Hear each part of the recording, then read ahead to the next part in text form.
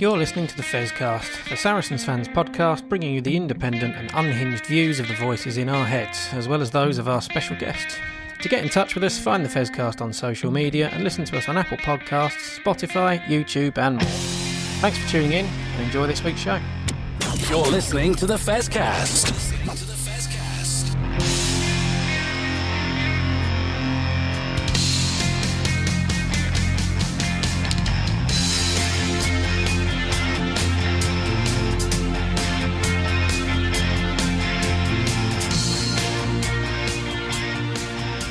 Well, hello everybody. Welcome to the next edition of the Fezcast in the immediate aftermath of the Showdown, which we are going to discuss in three parts, which will be the Showdown itself, and then the women's game, and then the men's game.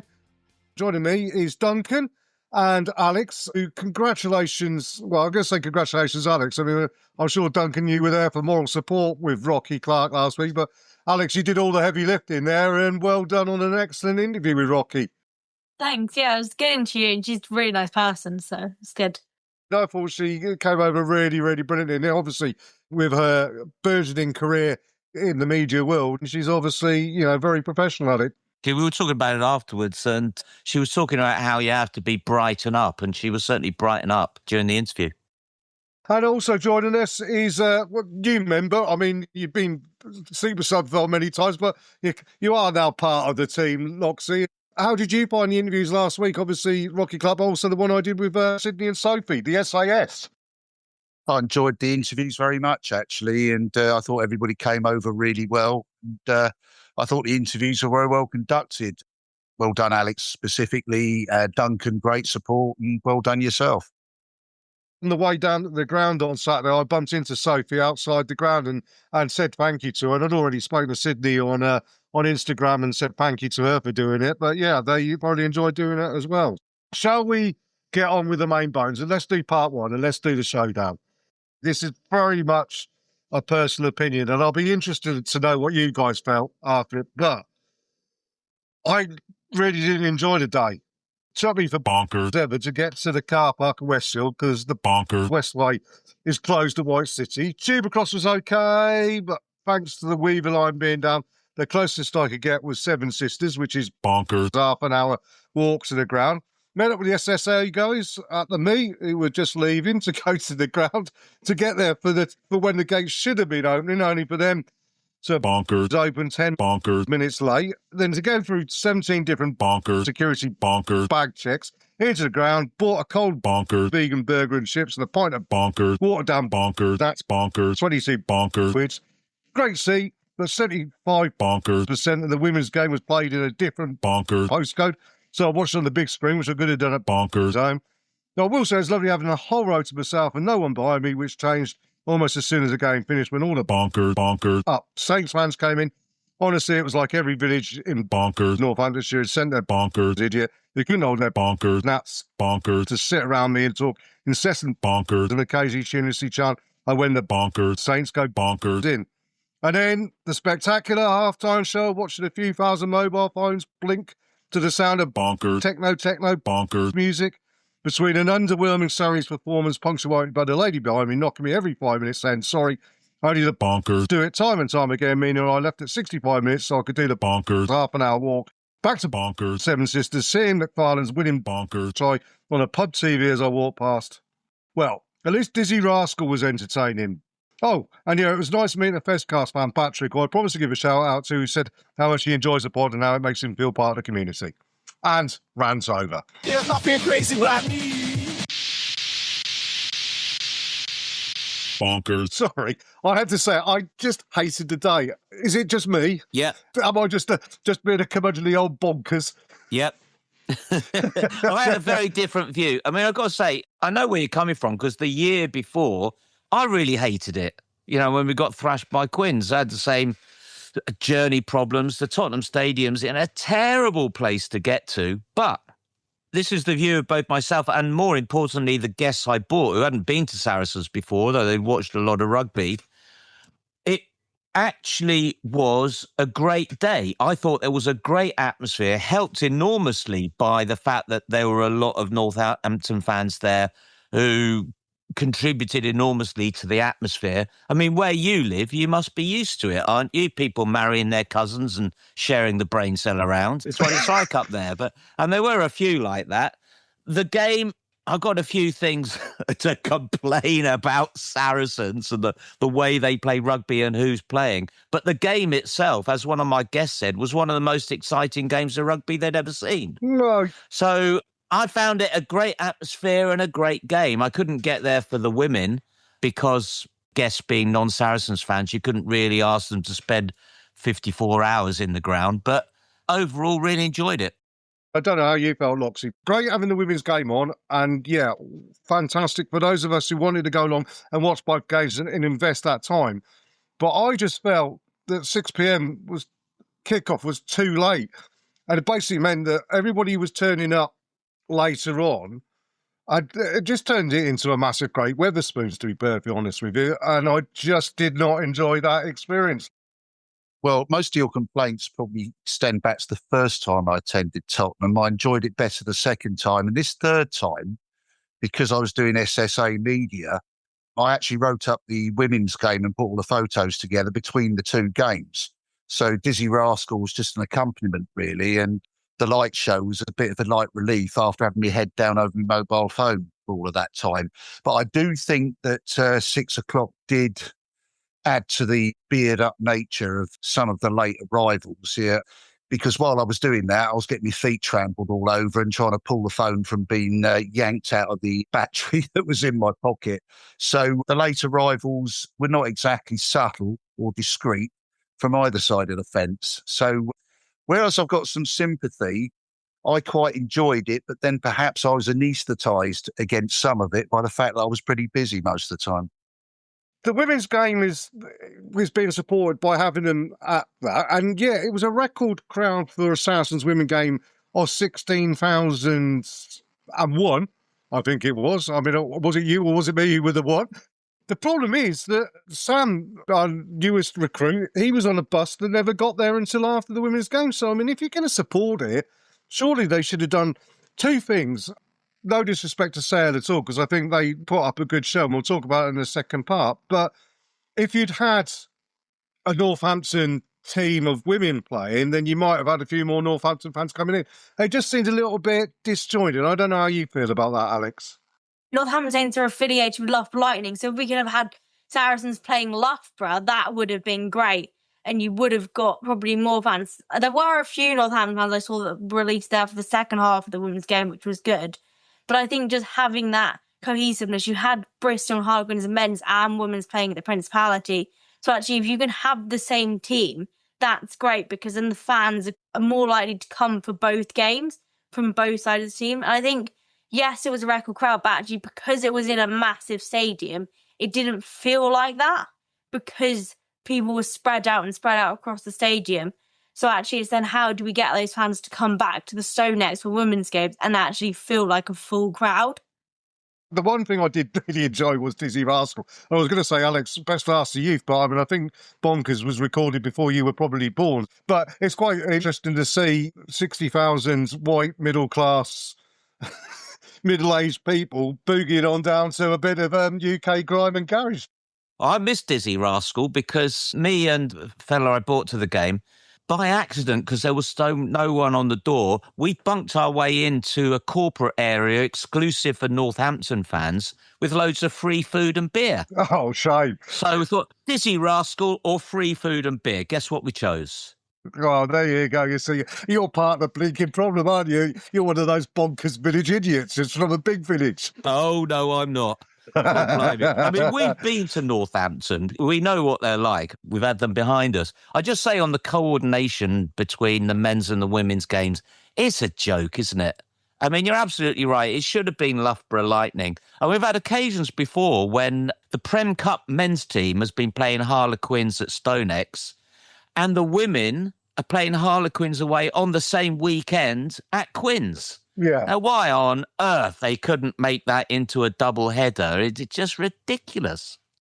it is. Look, I've had a rant. I've had a go.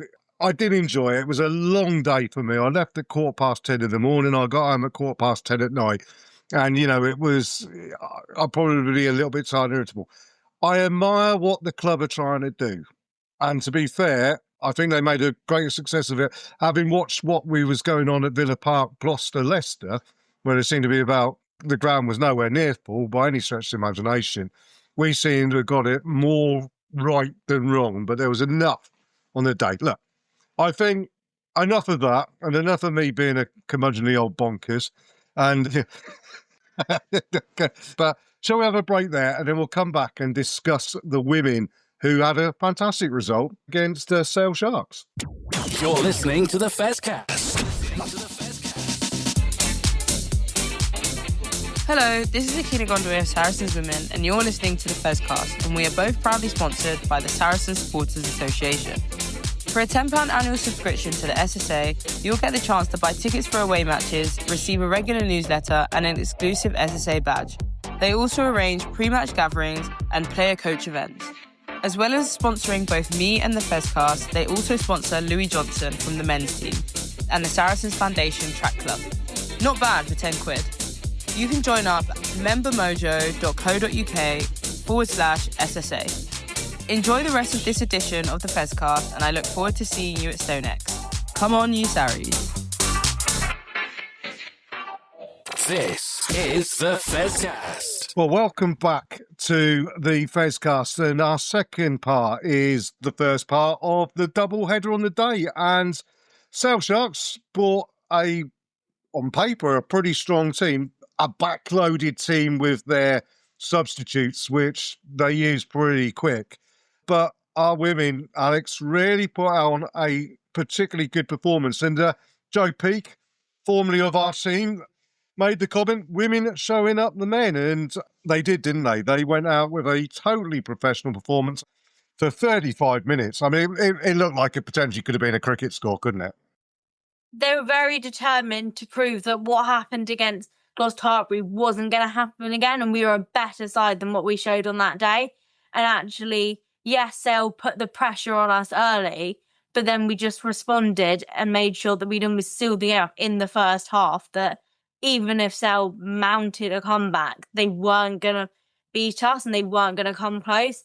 And actually, Sale did come out in the second half and pose more of a threat. They spent more time in our half. They stopped us scoring. But actually it didn't matter because we'd done the work in the first half, and then we still managed to score a few more tries in the second half. There was one moment in the second half where Jess Breach was coming like an absolute steam train, like she does, only to drop the ball. You could see the disappointment on her face. But I think it all came from numbers 1 and 3 to start with, didn't it? And I mean, Sale were forced into bringing Amy Cockayne and the two props on very quickly, because Liz and Carmen in particular are starting props, who you would say were probably perhaps the second choice start props this season, or, the guys who come off the bench more often than they start games. They just absolutely mullered the Sale front row for that first 30 minutes and created a platform from which we were able to work. Yes, they would be the second choice, but I've got to tell you that Carmen Tremelling is an awesome scrummager. I mean, with the one exception where she got taught a few tough lessons down at Gloucester Hartbury, she's been absolutely brilliant since. And Liz has just gone from strength to strength. I mean, she came to Saracens on a downer, having just lost her England Central contracts, going online to say, I've got to take up the dentistry again, which is why I call her Dr. Liz or Dr. Craig all the time, because she spent that time qualifying for that exacting profession and she loves it. So she's a great social media presence. She's a good all-round player, more noted for her work in the loose because she was a back row forward to start off with. But actually her scrummaging has come on a ton. And yeah, they really did a number on Sale, but they were far from alone in that. Sydney Gregson, for example, was almost unstoppable up the left. I mean, I've got some photographs of her burning about 5 people. I mean, you wouldn't think she could actually get away from that lot, and 3 frames later, she was clear of them. So it didn't really matter in what part of the field you looked. Poppy Cleal rampaging all round the park, having just come off a night shift as a copper, got to the stadium, couldn't gain admittance because they didn't believe who she was, eventually got into the changing room, had a couple of hours sleep, went for a warm-up, played like a goddess. Poppy Cleal, WPCPC, is an amazing person. You could go on for stories for hours, and I will stop at this particular point and not go on forever and ever. But no, it was an extraordinary first half, and it was their bench that held it at 31-0 for as long as it happened until the second win came. Another thing, referee on the day, Nikki did a fantastic job. I thought she refereed the game brilliantly. She could have perhaps over-penalised Sale, who were beginning to lose a little bit of discipline. The yellow card kind of caused them enough problems that we were able to accelerate when it was a deserved yellow card. But yeah, she refereed it really well. But we were clinical in that first period, weren't we? I was watching the first half at home before I headed off to King's Cross. You could see that a lot of the girls were really enjoying that space because it's a big pitch, Tottenham. I think it's possibly even bigger than Twickenham. And there was a lot of space for them to do a lot of good stuff. And boy, they used it. Yeah, it's interesting you say that because there's one thing I want to pick up on, and I don't think this is necessarily, this isn't a criticism, it's just me coming from contractual obligation, mentioning that I used to play number 8.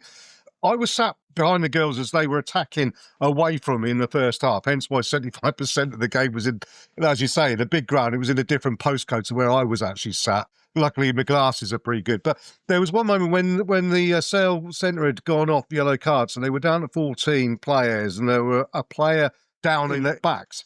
And we had a scrum on halfway. And you looked at it and Sale had not covered the left wing.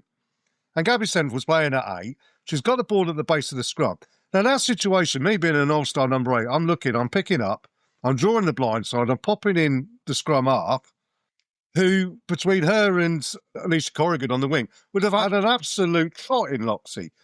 And they never took it. And I don't know whether number 8s are not coached to be that creative player anymore, whether they are just keep the ball there for the 9 to make those decisions. But in that situation there, myself and a number of old-style number 8s, and I imagine Dean Richards would have taken that opportunity. Tony Dipro certainly would have taken that opportunity in a Saracen shirt. If you'd seen that in front of you, that amount of space. And it just doesn't seem to happen. I don't know whether that's just not being coached at the moment, Loxie. I can answer that very simply. Gabby's not an 8.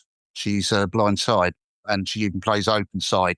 She was only put there so Poppy could go into the second row. Marley quite often covers 8. Gabby does it normally after substitutions towards the end of the game. So although she can play there, she wouldn't have those instincts that you described. If Poppy had been there, it would have happened. If Marley had been there, it would have happened. But what you just happened to have there, although she was playing in tandem with a fellow Canadian international, I think the unfamiliarity caused the problem that you actually raised there. As I say, it's a small thing. From it, we still gained territory, and I think we actually scored off of a couple of phases later. The player, though, who got the Player of the Match award, Alex, was Amelia McDougall. And we spoke last week. I spoke to Sophie and Sydney about being the SAS, and then the week after you had Sophie and Emma in the centres, and now we stepped up and Amelia came in at inside centre. I mean, she did all the easy stuff exceptionally well. She had some absolute moments of utter class in attack, but her defence, for a smaller player, she's not the biggest of girls, certainly not in height, she hit everything and put an awful lot of pressure on the Sale midfield that caused them lots and lots of problems, didn't it? And deserved of the Player of the Match award. She played really well. It wasn't necessarily like the flashy stuff, the try scoring that sometimes gets players' attention, but actually her work, both on and off the ball, was just what we needed. The solid in defence. She got a 50-22. You know, she stepped in at that second half when we needed her to. But actually, just that, like, her work rate throughout the whole game, she did really well, and she did the basics well. I think the important thing, though, is the fact that Liv Apps played most of the game. Certainly, she did 70 minutes. No reoccurrence of any of the concussion issues. And the return of Sophie de Goody as well, which, I'm hoping she got through the game unscathed. Loxy, you probably know more about what goes on there or anything, but she came on. She looks a little bit tentative, I thought, for the first contact. Obviously worried about a little bit to see how it went, but she hit the contact, and after that, Sophie de Goody did what Sophie de Goody does, doesn't she? She's been selected for the Canada squad, so I think we can assume that she came through unscathed, and she's been selected by the same bloke she's been working with at Saracens in Kevin Rouet, obviously the director of rugby for Canada. So he must be very confident. I think it was more a case with Sophie that she wasn't quite up to speed to start off with. I mean, she was trying to do the things she does intuitively, but about split second too slowly. But she gradually worked her way back into it. I thought it was a good outing to get her back into it. I don't think she's all there just yet, but there's plenty of time for her to get back to the full Sophie de Goody. I mean, even her at 75% is still better than most people.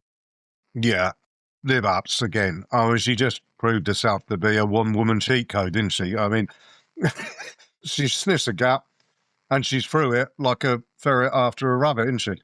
It's the speed, isn't it, that you really saw on Saturday. And again, in those wide open spaces with a player who's that quick, she really had a good time. I just say with Sophie de Goody, I very much hope that we're not going to see the usual pattern where she comes back from injury for us, goes off to Canada, and then she's out injured for a long time again. Let's keep our fingers crossed that that doesn't happen.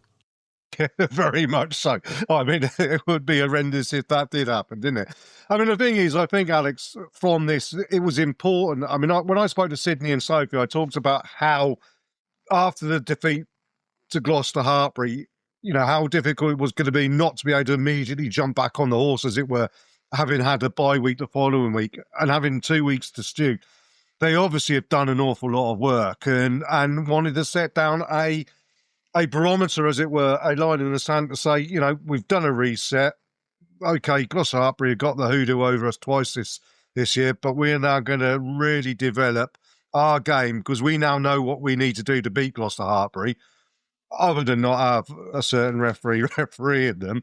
But they're going to build that confidence, build those plays that they know can cause Gloucester Hartpury more trouble than perhaps has done in the past. Yeah, I think they just wanted to go out and remind people that this is the Saracens you expect, that we'll score tries. We've got the best defence in the league. So actually, we need to remind people that that's what we're capable of. Instead of won their last 5 games going into this game. So actually, they're a hard side to beat. And actually just saying, no, this is the side we are. We are one of the best teams in the league. And this is what we can do. And just almost reminding people that that's what we're capable of. And that's the challenge we can pose on a good day to any team, including Gloucester Hartpury. And I'm sure that confidence has seeped through to everybody within the squad, Loxy, and, long may it continue. Absolutely. That really was what that team can do. But I think the important thing was they intended to nil sail, and they did nil sail. It wasn't a case of they went 54-0 up, that they were going to let Sale score. They absolutely weren't going to. And that's been the spirit of this particular group of players, including the cup players, all season. They've been magnificent in defence and they've given up very little. And I spoke to Alex Osterbury very briefly afterwards when he was going up for media. And he was just about to do what Alex does. And I said, don't moan. Don't you dare moan. And he laughed. And I thought, no, come on, Alex. That is the very thing that he wants. He wants his teams to nil the opposition when they've got 50 odd on the board. He doesn't want careless tries given up and bad habits forming. So although we had a little bit of a light-hearted banter about that, I think that's pretty much what he would have wanted to see. Certainly that came over from the girls who were walking around, who you spoke to afterwards. May, Liz, Carmen. Marley was walking around with a massive, great smile on her face. Poppy, and now knowing what she'd gone through to be on that game, as you said, Loxy, I mean, she looks, A, knackered, but B, really happy. And I think you're right, they got an awful lot of enjoyment from not only scoring tries, but, as Alex said, Sale came out and caused a few problems, and we answered every single one of those problems, and doubly so. And this is a team in the playoff positions. I didn't come away from Gloucester, the game, very downhearted. I think that, and I was about to say when, but David would give me a ticking off again. If we see Gloucester in the final, I think it's a 50-50 game because we're as good as Gloucester, and it's going to be what happens on the day. If Sophie de Goody stays fit, has a good international tournament, comes back, has a few games, and she's on fire, we didn't have her against Gloucester the other week, it could become a 52-48 game. It won't be. No one's going to go into that on the day as a favourite or an underdog. It's two great teams who are very well matched. Indeed, and you also got the likes of Rosie Gadigan coming back into the reckoning as well at some point, hopefully. So yeah, excellent stuff. Well, we've done the good. Let's have a break there, and then we can come back and dissect what was a bit after Lord Mayor's Parade, really, I suppose. There's nothing crazy about me. You're listening to the Fezcast. Hi, Alex Osterbury here, Director of Rugby for Saracens Women. You're listening to the Saracens Fezcast. This is the Fezcast. Well, welcome back. Let's have a chat about Saracens men versus the Saints. And, I mean, where do we start? I suppose we start from the kickoff, unlike 13 of the 15 who started the game. I mean, let's be honest, Owen Farrell put a kick on the money, on the button. Theo McFarlane got there, got above the Northampton Saints defence, tapped the ball back, only for Saints to then nearly score from it. And you just knew from that point on that it could potentially be a really, really long evening of watching an underwhelming Saracens performance, Duncan. And we'll talk about them coming back into it and why they came back into it. But that first 20 minutes, I could have left after 15 minutes because I just sat there thinking, Christ, this is awful. Almost certainly wasn't the only Saracen supporter sitting in the ground thinking, this is Bath again. This is going to be horrible. Now, credit to that group of players for coming back and actually making a really exciting game, coming back into it and getting into a position where they could have won the game. But it's obvious to see why Northampton are where they are and where we are.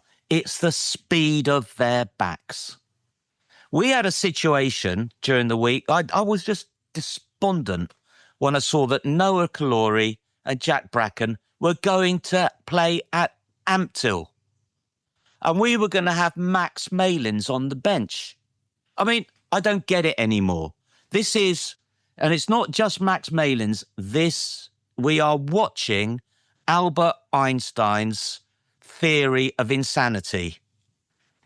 Those players, in the 23 season, Elliot Daly, Owen Farrell, Nick Tompkins, Max Malins were fantastic. They played great rugby and we could tear teams apart. We have not got the speed in those positions anymore to be able to do what Northampton do, and in particular what they were able to do with that winning try. And if we carry on doing this, I don't think people are going to take it anymore. You can see enough comments over social media. Most people watching it know what our biggest fault is. The people who come with me, who'd never seen Saracens before, their comment was, your forwards are fantastic, your backs are crap.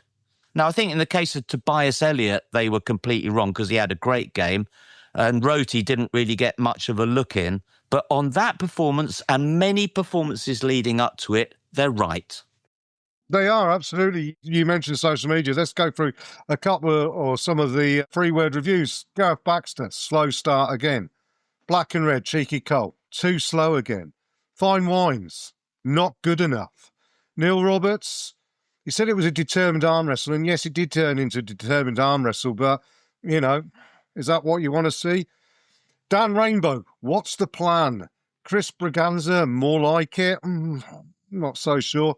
Disillusioned Pensioner, defend the lead. And he then said, play for 80. Grant Osborne's season's over now. Josh Miller, time to build. Yep, I agree with you there. Oliver Archer, yet so far. And I think that's a pretty apt thing to say there. Then Gareth Richards, who seemingly hasn't quite worked out the principle of a three-word review, but I think, like me with my rant at the start of the show, he decided to go off on one here. He says, "We just look so underpowered compared to Saints, Bath, Tigers and Chiefs. Losing to Saints has most definitely finished our playoff hopes," and he's absolutely right. And I think that's the problem, Loxy. I'm going to make a big criticism of some players here, and I don't like doing this. I really don't like doing this because, you know, when you step onto a rugby field, you pull on that shirt. It's the same as when you go to work. I don't believe anybody ever goes onto that rugby field wanting to play badly. But I think a lot of this stems from when Mark McCall said, "That's it, I've had enough. I'm going." And at that point, I think he should have gone. Because I think there's too many people who are just... Some are on the beach. Some people's heads are where they're going to next. And we're not going to get relegated. I don't think anybody particularly wants to go to the playoffs either, because they know that they're not good enough to compete in the playoffs. And there's this collective sort of like malaise, and it's worrying because that's not Saracens. And it really needs that big reset next year, because if it carries on, as Duncan says, there's an awful lot of bonkers people out there. Go back to your point about Mark, who'll be a hero to me for as long as he and I live. Yes. I want to talk a little bit briefly before I go back to that about his reaction after the game, which I think sums up a lot. He said that was an improvement because he talked about being punched in the face or something like that by the Bath performance. And he said this was better. Now, hang on a minute, Mark. That's an emotional response. We didn't improve. What we did was go right back to where we were before the Bath game, being competitive for a greater part of it, then losing at the end of it. So actually what we went back to is the problem that we've been perpetuating throughout the season. So all we did was go back to where we've been. So if he thinks that was an improvement, I think you're probably right that Mark really has had enough now. And I don't think there's much doubt that Mark has had enough being the head man now. You didn't go into specific criticisms of players. It's hard to actually do that in many respects. But the general, very reasonable, forceful and passionate points that Duncan made about certain players, because we went from a situation at the end of the 1 year too long that we held on to the original Galacticos team, where we had Alex Lewington, Alex Good and Sean Maitland as our back three. And now we seem determined within the space of a couple of seasons to develop a back three just as slow, when we've got bright, up-and-coming, quicker players who learn their all-round games, learn their defence like Alex Lewington had to as a young man, like Rotimi Shegan has done in his career, and so on and so forth. And Tobias Elliott is getting the hang of it. Heavens to Betsy, he scored 3 tries in 2 games. It's not his fault. No. He played overall pretty well. But what we're doing is perpetuating a problem that was making itself evident only a couple of years ago. So it goes back again to your point about Mark. And perhaps Mark really should have stepped down. And this is a man I would admire for as long as he lives, as long as I live. He's a hero. But I don't want to see his legacy tarnished and him being even more upset than I think he currently is. I suppose when you look at the game, having gone down 14-0, our forwards fronted up. I'm going to say that now. Theo Dan ran around, sometimes got himself isolated, but that's the way that Theo plays. Murrow led by example. He made turnovers. He made yards. Andy Onyama Christie worked his socks off. Hugh Tizard worked his socks. They worked their socks off. Charlie Bracken was given great ball and gave great service, as he always does. He gave the ball to Owen Farrell, who just shipped it on to someone who would either drop it or run into contact and get turned over. And one occasion we got it to Tobias Elliott, he scored a try. And on one occasion we got it to Rotimi Shegan, he should have scored a try, only he slipped. And I mean, that's just unfortunate. But it came to the centres, and Lucas Sidney's not got the pace. Nick Tompkins, bless him, he'll try hard, but he's a bludgeon, he's not a rapier. You know, it ended up that Charlie Bracken had to resort to part of his game that's not as strong, which was kicking, because there was no point in dishing the ball out, because he'd just go back and have to defend a scrum, wouldn't he? It was In the words of Brian Moore, it was dull rugby. The forwards did really well to keep us in the game for as long as they did and actually stop it becoming what Bath did to us. But I think, backs, if you could get out to Tobias or to Rotimi Shagan more, we would have had a better chance of winning the game. They could have done something. So it's actually, how do you get back them? How do you use the speed that we do have in the backs? And then do we look at the other players at the backs and go, we need faster players for some of them.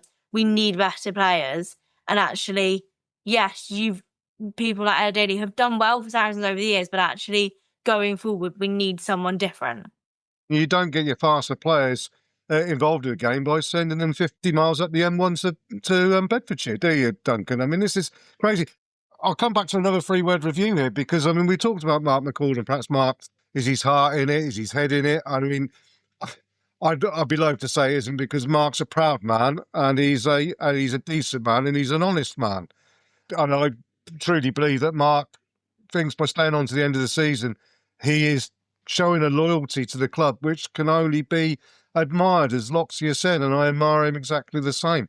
But all things rugby's three-word review is Shaw resign now. And I don't think it is just Mark McCall that's the issue at the coaching. I think potentially we've got to start asking the question, and again, this is another thing I hate doing, but we've got to ask the question, is this coaching team at the top of the coaching pile taken Saracens as far as they can take them?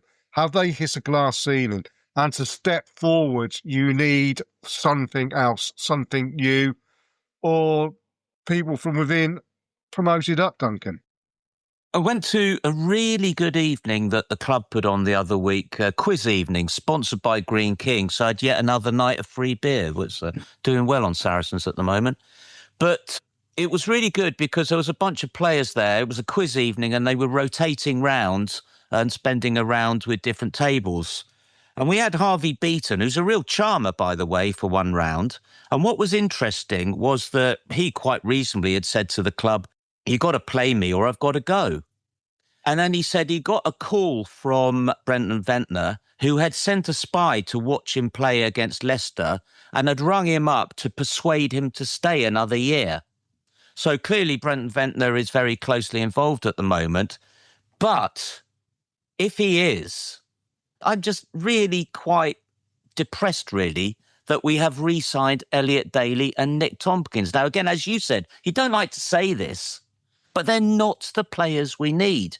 And we've re-signed them, I think in Elliot Daly's case, for 2 years. So is Brendan Ventnor involved in this clogging up the team to stop what we've been told is a generational bunch of young players and stop them getting in? To stop Jack Bracken playing at 15, or even Louis Johnson and the other contenders we got at 15, stopping them. Angus Hall, we could be trying him at 13. I hope we are doing that for the rest of the season. And I hope we're not going to carry on next season clogging up the team with the old tyros. I mean, it is a worry, isn't it? Because I can see keeping Nick Tompkins or Elliot Daly with a little bit of loyalty. Nick Tompkins is only 30 years old. I cannot see the sense in keeping both of those players. And I mean, we've got to hark back to the fact that Noah Clory, in a massive game, on television, 60,000 people. This is a lad who is as exciting a player on the wing as when Jonah Lumu broke onto the stage back in 1998 when he first started as a 19-year-old. And nobody sent him off to Ampthill to play wherever. They put him straight into the New Zealand squad. Now, I don't know, Alex, whether there's an element of Brendan Ventnor coming in and looking at a player and thinking, well, maybe he's getting a little bit too big for his boots. Maybe he needs to just be reminded that, you've got to earn your right. But surely, in a game this important, this fantastic, where you're trying to attract new, young people to the sport to come along and watch Saracens, you look at your greatest potential and you use him. You put him on that field. And I can't believe that they didn't. And Percy, I think, you got to go Kalori, Elliott, Shagan against Bath, and for the rest of the season, you're back free, surely, Alex. The marketing team certainly thought that Kalori was the team because he was all over their kind of social media advertising and stuff. We really needed to win that game or have a chance still within the league. So actually try something. The battery we've had hasn't really worked for our season. Kalori's played well when he has played for us, and he offers that kind of second aerial threat. He can get up and win those high balls, so that actually the kicking option becomes more useful. So actually I think use him, and actually he'll get experience and he'll get better by playing against the top teams, by playing him against Bath next week, because actually playing those teams is where he's going to get the experience he needs to develop as a player.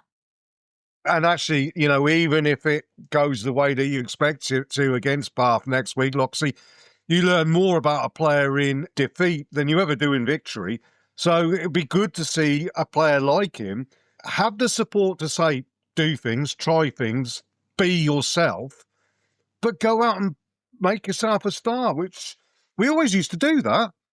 When Brendan joined the club in the first place, and you looked at Jamie George coming through, you looked at Maro Itoje coming through, you looked at Owen Farrell coming through.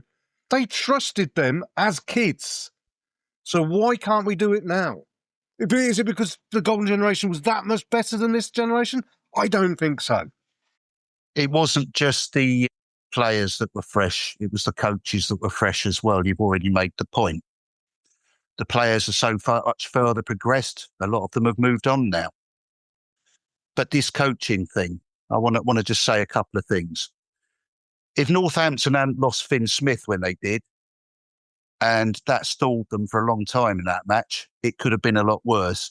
As it is, I wish that hadn't happened, because I think if we got the beating that we probably should have got, people won't actually mistake this for something that it actually isn't. Coaching.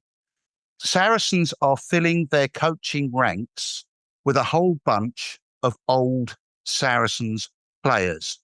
So where actually are we going to get any new ideas? We had a brilliant young coach in Jack Pattinson. This is the guy who brought through the Noah Kaloris and all of that group himself. They were his lads.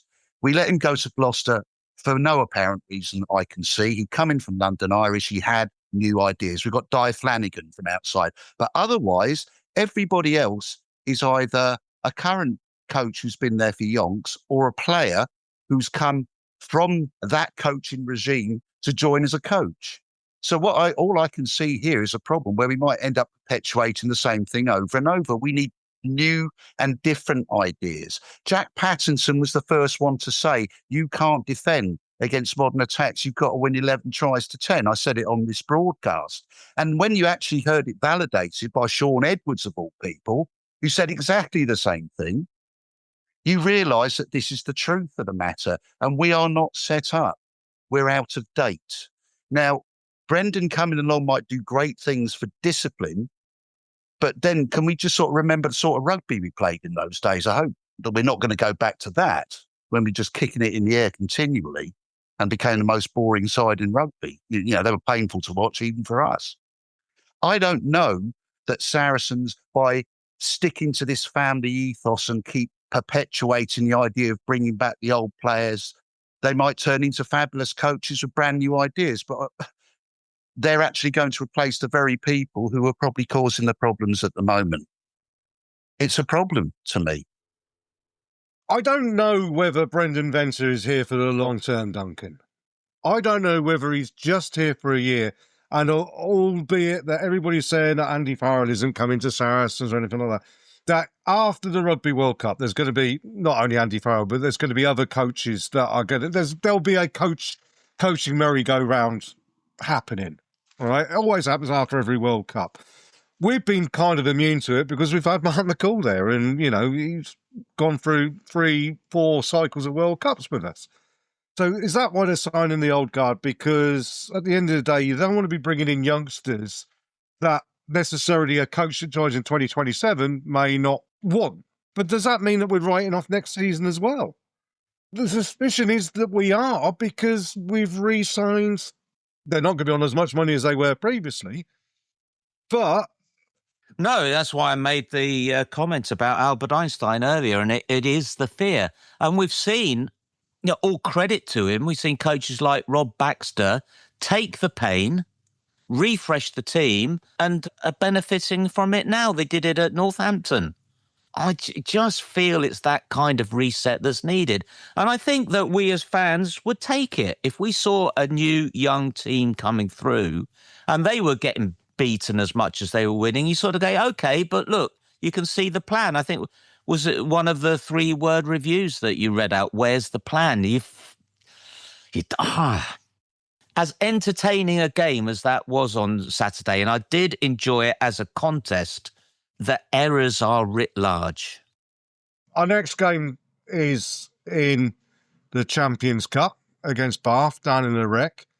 And quite frankly, I don't expect anything from that game. But that might work in our favour because we might just be able to chuck the kitchen sink at it. But I don't think we will or can do. And then we've got league matches coming up. Sale Sharks away, Leicester Tigers at home, Bristol Bears away, Gloucester Rugby at home, Harlequins at home, Exeter Chiefs away. Well, quite honestly, the way the Leicester Tigers ripped Gloucester apart, I can imagine that Leicester Tigers will kind of stay next and do a similar job. They're on an upward trajectory. With a new young coach, Duncan, in Jeff Harding, although Craig Doyle probably taken him off of his Christmas list, hasn't he? But if we get beat by Leicester Tigers, that's it. It's over. I can't see us getting anything from Bristol Bears. And I can't see us getting anything from Exeter Chiefs. What we've got left is to beat Gloucester Rugby and Harlequins and be the best of the worst. And that's disappointing, isn't it, Alex? Yeah, and you don't want kind of this point in the season to be going, actually, already we're not going to make those. We should be a team that's challenging for the playoffs. So I think actually going forward for the rest of the season, it's about just giving the younger players as much experience as possible, especially in the backs, so that actually next season we can give ourselves the best chance of making those top 4 spots. But actually, if we keep playing the same players again and again, the players who are going towards the end of their career, who aren't as far as they were, then actually that's not going to set us up for next season. What we need is Quins to get better, because we always end up above Quins. So if they get better, we'll get better, won't they? The other thing is we missed a great opportunity on Saturday for a great stat, which would have been Northampton Saints have won more league games at the Tottenham Hotspur Stadium this year than Tottenham Hotspur have. And we missed the opportunity to be that team. Yeah, there is the other side of it, isn't it? The Tottenham are now on their 712th manager of the season, which is a little bit taken a little bit too far the other way. But it is.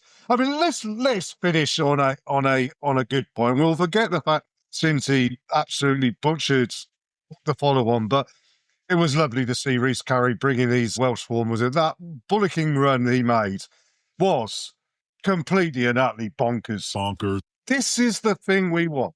What I want to see the men do is play like Rhys Carey does and like the women do and enjoy their rugby. Because I don't think there are many players who came off that field on Saturday evening having enjoyed the game. You might have enjoyed it. I didn't enjoy the experience. Yeah, the game was good. If you're a neutral, you enjoyed that game. But I don't think Owen Farrell or Maro Itoje or Nick Tompkins or Elliot Daly walked off that field and went, do you know what, I enjoyed that. It was something they had to get through. And they need to forget that. Forget the fear of losing. Forget the fear of... I mean, that's half of it, is that sometimes you find them in a position and they don't want to do something for fear of doing it wrong. Don't worry about it. If you cock it up, you cock it up. So what? Try something. Do something. Have the courage to play rugby and enjoy yourself. That's why you play the game. You don't play it because you get paid a lot of money. That's just a bonus on the top of it. You play the game, any game you play, because you enjoy it. And that's what I want to see him do, Loxy. We spoke about Rhys Carey playing rugby with a smile on his face, and we asked what he was going to do next. Well, that offload was what he did next. I thought he might try a chip and chase because that's about the only thing he hasn't tried. But that amazing left-handed offload, unbelievable stuff from him. Plus the fact he scrummaged remarkably well. Now, I've also got to take issue with one or two of the reviews of players, actually, because I've been reading the Northampton Saints supporters and their own commentators who say that their scrummage got absolutely mullered for a great part of that game. Well, a great part of the game it did get mullered is when we had Rhys and Marcus Street in the front row. Now, poor old Marcus has come in for a fair amount of criticism. But if the other side think their scrum is getting marmalised or whatever else, the tight head's got to have had something to do with it. I think Marcus Street is a great player. He's only just come back from that hyperextended elbow, which was a horrible injury he got up in Glasgow. He's 25 years old. That's young for a prop. You've got Rhys, you've got Marcus. We were complaining we had no decent props. We've actually got some decent ones. And I think most of the problems, with all due respect to him, happened when Marco came on. Yeah. Because, their guy was boring in and Marcus was strong enough to hold him straight. But Marco wasn't. He was just folding in underneath. And despite my attempt to help the touch judge on it, he couldn't seem to see what was going on, and nor could the referee. Well, Marcus Street did not deserve those bad reviews. I just wanted to get that one out there. And I know amongst ourselves, we would tend to agree on that. If Marcus hadn't had that injury in Glasgow, he could potentially have been in reckoning for England during the Six Nations, given that we were struggling at prop, particularly on the tight head side. He did a fantastic job. Look, if any of the lads are listening to this, look, we've vented quite a lot of frustration. And I think the boys are honest enough to know that we are entitled to vent that frustration. Take it on the chin, use it, and just go out and play some decent rugby. And go out down the path and just throw the ball about a bit. And at that point, we'll say, thank you everybody for listening in. I was going to do an April Fool, Duncan. I was going to say we've got Maro Itoje on the show next week, but that wouldn't happen now. But it is April Fool's Day and everything like that. So, Duncan's obviously bought a third jet for April Fool's Day, have you, Duncan? I'm on my fifth. Can't fly because you can't put any fuel in it, can you? But look, Alex, Loxie, Duncan, thank you for your time, and thank you everybody for listening in to us. Get a few things up of our chests there. I hope it wasn't too dismal and too disappointing. But we'll speak to you again next week on another edition of the Fezcast. But until then, we'll say thank you everybody for listening in. Good night, or good morning, good afternoon, whenever you're listening, and we'll speak to you next week. Cheers.